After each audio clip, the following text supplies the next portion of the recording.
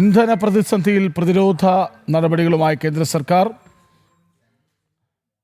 Oil കമ്പനികൾ കയറ്റുമതി ഇറക്കുമതി സ്റ്റോക്ക് വിവരങ്ങൾ കേന്ദ്ര സർക്കാർ ഏജൻസിയുമായി പങ്കുവയ്ക്കണം. എണ്ണ ഉൽപ്പാദകർ, ഇറക്കുമതിക്കാർ, റിഫൈനറികൾ, ഇന്ധന ഗ്യാസ് വിതരണക്കാർ, LNG ഇറക്കുമതിക്കാർ, പൈപ്പ് ലൈൻ ഓപ്പറേറ്റർമാർ, പെട്രോകെമിക്കൽ പ്ലാന്റുകൾ തുടങ്ങിയവർ PPACക്ക് വിവരങ്ങൾ കൈമാറണമെന്ന നിർദ്ദേശം. വിവരങ്ങളുമായി ശ്രീകാന്ത് ഒപ്പം ചേരുന്നു. ശ്രീകാന്ത്, പറയൂ. ഈ പശ്ചിമേഷ്യൻ യുദ്ധവുമായി ബന്ധപ്പെട്ട് ഇന്ധന പ്രതിസന്ധിയിൽ പ്രതിരോധ നടപടികളുമായി കേന്ദ്ര സർക്കാർ രംഗത്ത് വന്നിരിക്കുകയാണ്. ഓയിൽ കമ്പനികൾ കയറ്റുമതി ഇറക്കുമതി സ്റ്റോക്ക് വിവരങ്ങൾ എന്നിവ കേന്ദ്ര സർക്കാർ ഏജൻസിയുമായി പങ്കുവയ്ക്കണം എന്നാണ് ഇപ്പോൾ അറിയിച്ചിട്ടുള്ളത്. പെട്രോളിയം പ്ലാനിംഗ് ആൻഡ് അനാലിസിസ് സെല്ലിനാണ് സമ്പൂർണ്ണ ചുമതല.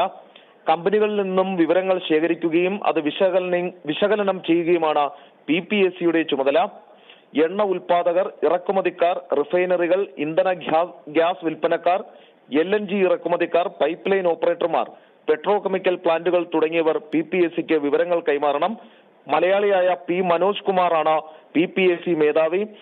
അദ്ദേഹത്തിന്റെ നേതൃത്വത്തിലാണ് രാജ്യത്താകമാനമുള്ള ഇതിന്റെ ഏകോപന പ്രവർത്തനങ്ങൾ ഡൽഹിയിൽ ഇപ്പോൾ നടക്കുന്നത്. ശരി, വിവരങ്ങൾ നൽകുകയായിരുന്നു ശ്രീകാന്ത്.